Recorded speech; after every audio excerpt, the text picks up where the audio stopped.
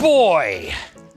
The Oculus Quest 2. I've been really excited for this because I don't know if you guys know, but I've been exercising at home with the original Oculus Quest, playing, you know, Beat Saber, Fit X, I don't even remember what it's called, the boxing one. Yeah, it's one of my favorite pieces of tech to come out in quite some time. So I was excited when Oculus said they were making a Quest 2, and now we have it here. Oh, and thanks to Oculus for sponsoring this video. Now, one of the reasons the original Quest was so cool is because it can be both a standalone VR headset and a PC VR headset. When we did the Linus Tech Tips video on this, me and Linus said that it's kind of like the Nintendo Switch of VR. I think this might even solidify that placement a bit more. So, enough preamble, let's open the box. Okay, very exciting, and there she is. So they went with a white color scheme this time, which I have to say I appreciate as a minimalist. Check out that video if you don't know what I'm talking about. So yeah, look at that. Ooh, very nice.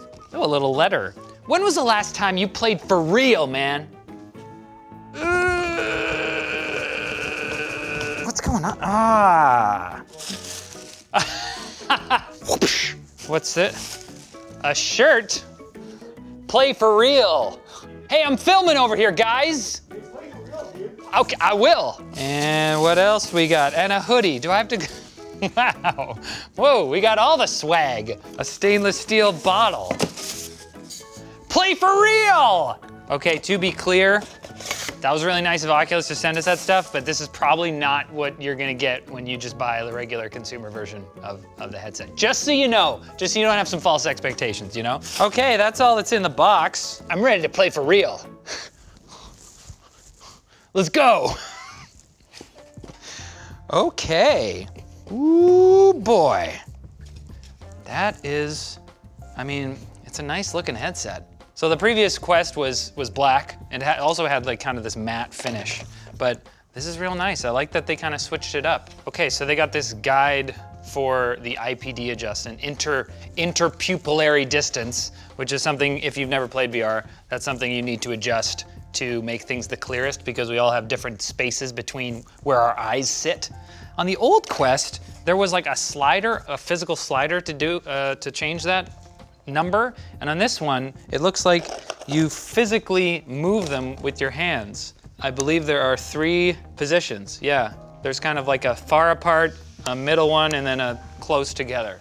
We also have this glasses spacer, which I will need to use because I'm wearing glasses. So I'm just gonna put that on actually right now. Okay, this goes in there. Ooh, nice clicks. Great. I'm just gonna put that on. Actually, no, I'm not gonna put it on yet. First, let's talk about the controllers. Okay, so I think that more or less, these are a very similar design to the first Quest, but it has a bigger ring, and I think that the overall controllers are bigger as well. So, ooh, the battery door. This is something I believe that they worked on because there were some complaints with the original Quest about the battery door sliding off really easily because it was like a magnetic attachment. But this one, it's definitely more secure. Yeah, it like clicks into place, not with magnets, with like a little plastic doohickey, so that's good. Okay, and finally, the last thing is this box, which has reference guide for how to get started and stuff. I think I already know how. And we got the USB-C power adapter and USB-C power cord. Now, I don't believe that this is meant for Oculus Link, which probably makes sense because it's only this long. So you won't be able to connect to your PC and have a comfortable VR experience that way. Now you might ask, why didn't Oculus include an Oculus Link capable cord in the box that was like long enough for you to be able to play PC VR? I mean, you know, they gotta make some compromises some places because this is like, remember, this is a $299 headset. That's $100 cheaper than the first Quest for the 64 gig model. So, you know, I can understand it. The sweatbands work great to kind of like be a cushion between the straps, you know? Maybe get some LTT store sweatbands just if you're gonna get a Quest 2, okay? It can help a lot.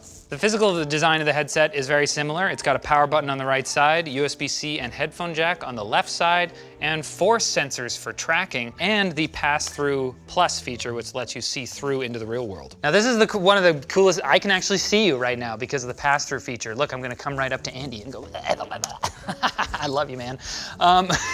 I will say that, you know, I was a little disappointed not to see the old strap design return, but this one is very comfortable. The other one kind of has that plastic on the side that turns into, actually the back is hard plastic on the original Quest as well. So I understand why they did this now, because it is a little bit more comfortable having this like fabric strap instead of like a plastic crown on your head. Guardian feature. So one of the coolest things about the original Quest was the fact that, you know, it's built-in tracking, and the Rift S has built-in tracking as well. But the cool thing about the Quest is that you're not tethered to a PC. So you can make your area as large as you want with no consideration for like a cord going to anything. So, I'm gonna make it the entire area, even where you're standing, Andy. The other cool thing is that you can walk around in the space. Look at how big my space is. Now, my other initial impression right off the bat is that things do look significantly sharper. So the Quest 2 has 2 LCD displays, the resolutions of which are 1832 by 1920, is that right?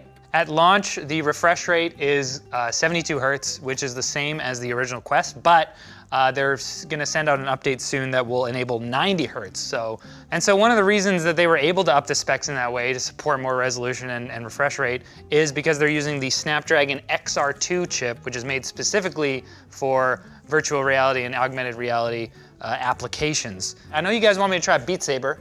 I can feel you thinking that, but I wanna try Vader Immortal first because it's Star Wars and it's an amazing experience. Okay, yeah, your hands definitely look, like things look sharper. Like I can see like the leather stitching and stuff on the gloves. Oh, it's a lightsaber. Oh, there we go. Oh! Now I have a lightsaber and a blaster. Wow!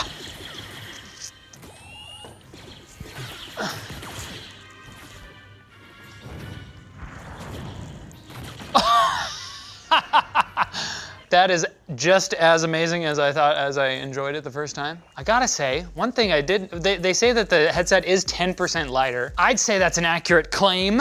As you guys probably gathered, the fact that I just played like an original Quest title means that this, the Quest 2 is backwards compatible with all Quest content, and as well as the Oculus PC VR games that you can play through Oculus Link. Let's play something else.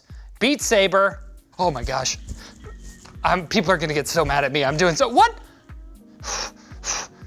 So the test of Beat Saber is really good for testing the speed of tracking because, you know, I can't talk and do this at the same time. Oh my God. I failed again. Okay, so the reason that I'm failing, I would guess is not the fault of the Quest. It's definitely mine because I've only played this game like once. Super hot. Oh my God. I killed him. I killed him. Dead, dude. Okay, the other thing is I have this giant space that normally you don't have in a, ooh, give me this. Give me that gun. Bottle to the face. And this guy's freaking dead, dude, you're dead. Well, I gotta say, as a regular Quest 1 user, my experience today with the Quest 2 has been pretty impressive. Now, one thing I haven't really mentioned is that you do have to log in with a Facebook account if you're gonna use the Quest 2, and I believe by 2023, if you wanna use any Oculus product, you will have to use your Facebook account to log in, and once you do that, it'll be permanently merged. There are other VR options on the market if that's not something that floats your boat. However, this is super compelling. If you've never tried the Quest or PC VR and you've tried like Oculus Go, it's completely different. This is a fully immersive, room scale, standing VR controller, hand presence VR experience. Now, one major thing we did not look at today was Oculus Link, the ability of this thing to also function as a PC VR headset. And we're gonna be looking at that more in depth in an LTT video, so make sure you're subscribed. Stay tuned for that video. And thanks to Oculus for sponsoring that video. This video, I'll see you in the next one. Play for real.